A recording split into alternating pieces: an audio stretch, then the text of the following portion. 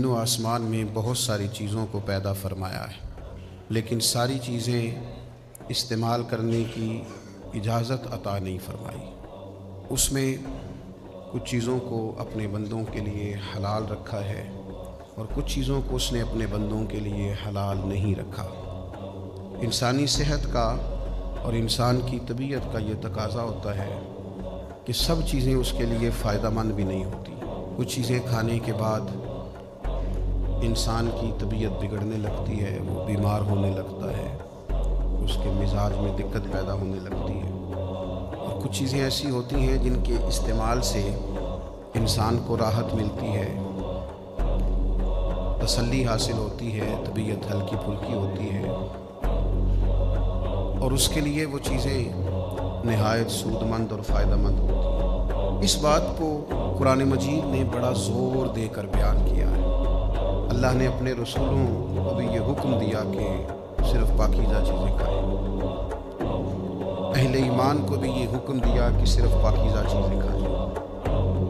پھر سورہ بقرہ کی جو آیہ کریمہ میں نے تلاوت کی، اس میں اللہ تعالیٰ نے پوری انسانیت کو یہ حکم دیا کہ یا ایھا الناس کلوا مما فی الارض حلالا طیبا، اے لوگو کھاؤ جو کچھ زمین پہ ہے پر حلال اور طیب، پاکیزہ چیزیں کھاؤ۔ اس میں سے جو چیزیں حلال اور طیب نہیں ہیں، جسے اللہ رسول نے پاکیزہ نہیں فرمایا، ان چیزوں کو استعمال نہ کرو۔ یہ جو ہوتا ہے نا بغیر کسی امتیاز کے ہر چیز کو استعمال کرنا، جسمانی طور پر بھی بڑا نقصان دہ ہوتا ہے اور روحانی طور پر بھی بڑا نقصان دہ ہوتا ہے۔ لوگ جب چیزوں کو بلا دریغ استعمال کرنے لگتے ہیں اور بغیر کسی روک و ٹوک کے استعمال کرنے لگتے ہیں اور بغیر کسی شرعی اصول اور قاعدے کے استعمال کرنے لگتے ہیں، تو وہ بیمار ہو جاتے ہیں، روحانی طور پر بھی اور جسمانی طور پر بھی۔ رزق کا معاملہ بڑا ہی نازک معاملہ ہے، یہ بڑا حساس معاملہ ہے۔ رزق کا تعلق صرف پیٹ بھرنے سے نہیں ہوتا، رزق کا تعلق صرف زبان کے ذائقے سے نہیں ہوتا، بلکہ رزق کا تعلق تو انسان کی روحانیت سے ہوتا ہے۔ اگر وہ لقمہ حرام استعمال کرے گا تو مر جائے گا، روحانی طور پر ختم ہو جائے گا، اس کی موت ہے۔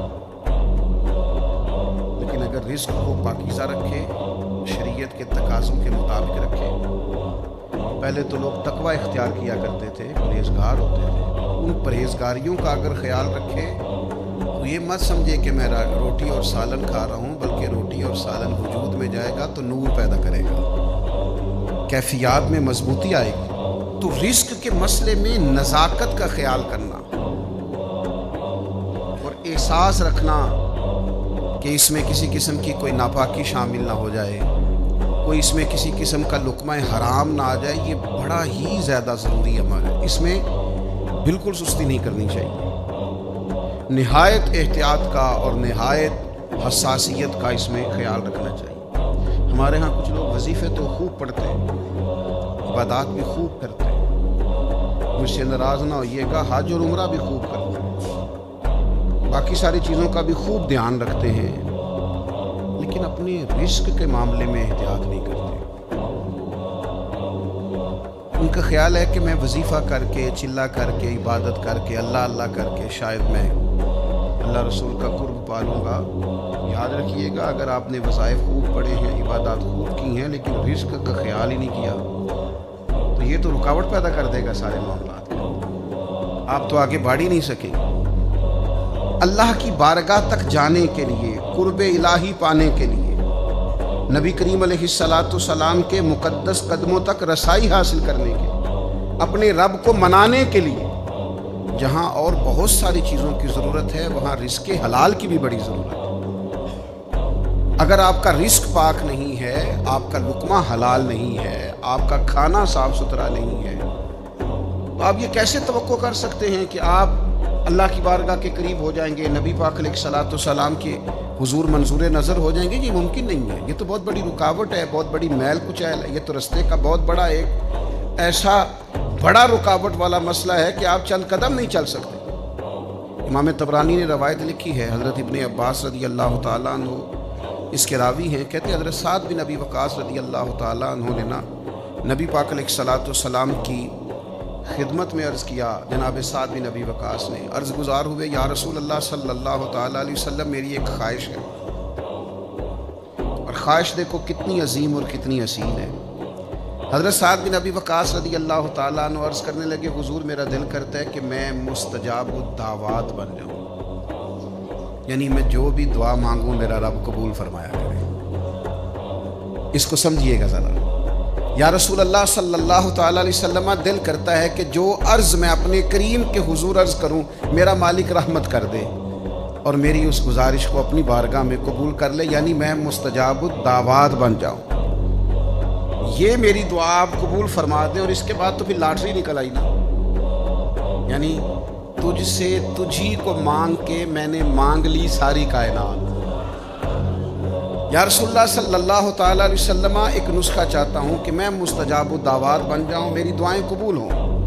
تو جب آپ یہ بن گئے تو پھر آپ جو مانگیں گے پھر تو آپ کے لیے دروازہ کرم کھل گیا۔ تو حضور کچھ بتائیں کہ میں ایسا کیا کروں کہ مستجاب الدعوات بنوں۔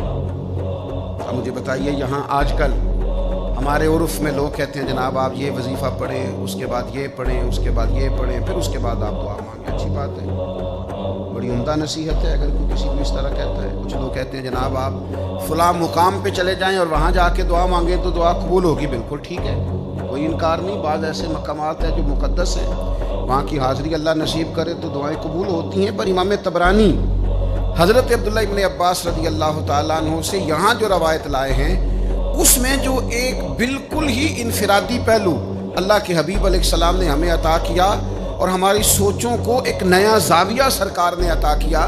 جناب سعد عرض گزار ہیں حضور میں چاہتا ہوں میری جھولی اپنے رب کریم کے حضور جب بھی پھیلے مجھے گویا بھری ہوئی ملے، رحمت عطا ہو، کرم نصیب ہو۔ حضور نے وظیفہ بھی کوئی نہیں بتایا، چلہ بھی کوئی نہیں بتایا۔ اللہ کے حبیب فرمانے لگے آپ اپنے رزق کو پاک کر لیں، جو دعا مانگیں گے رب قبول فرمائے گا۔ بس آپ کھانے میں پاکیزگی کا خیال کریں، رزق میں آپ طہارت کے قائل ہو جائیں۔ آپ جب بھی کھانا کھائیں تو دیکھ لیں اس میں کوئی آمیزش نہ ہو لقمہ حرام کی، تو آپ جب بھی دعا مانگیں گے اللہ قبول فرما لے گا۔ تو میرے عزیز یہ جو طہارت ہے نا، رزق کی طہارت، یہ بڑا بنیادی مسئلہ ہے۔ میں آپ کی خدمت میں عرض کروں جتنا مال ہم اکٹھا کرتے ہیں سارا کھا نہیں سکتے، نہیں کھایا جاتا۔ ایک دفعہ مجھے ایک نعت خان صاحب نصیحت کرنے لگے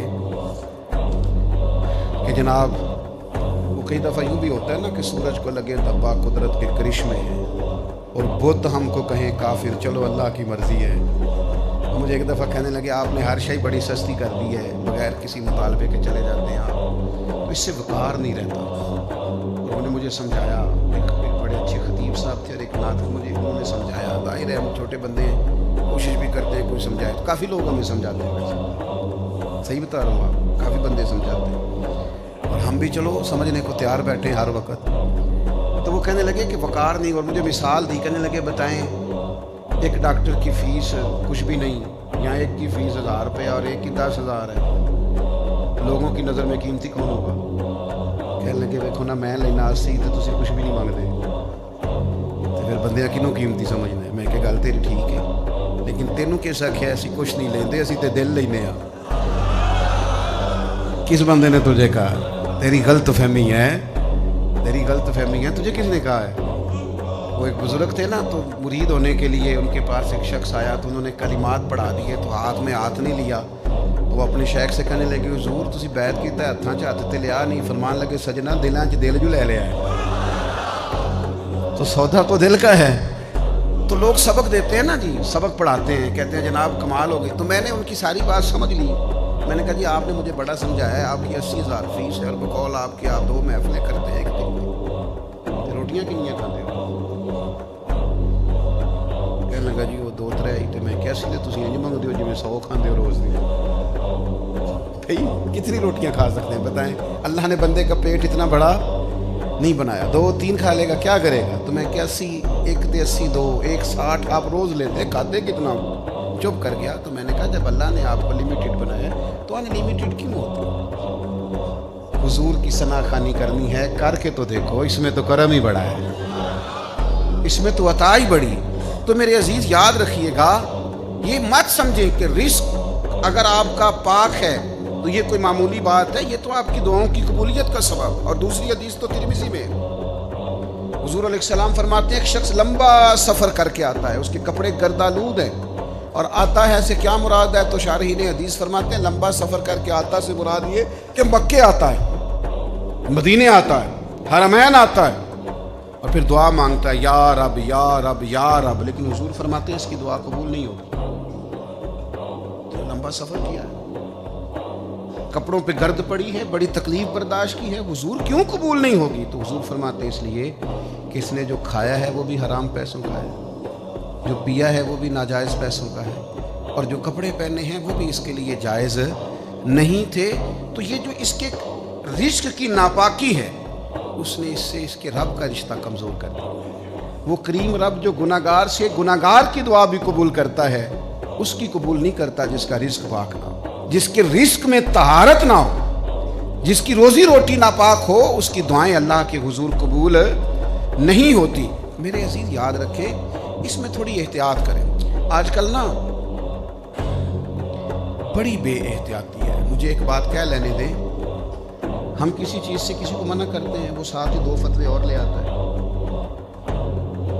وہ کہتا ہے جی میں نے فلانے سے پوچھا ہے، آپ تو کہہ رہے تھے، ایک دوست مجھ سے پوچھ کے گئے کہ انشورنس کرانی چاہیے، میں نے کہا یار بچنا ہی بہتر ہے۔ تو 4 فتوے میرے پاس لے آئے، کہنے لگے مجھے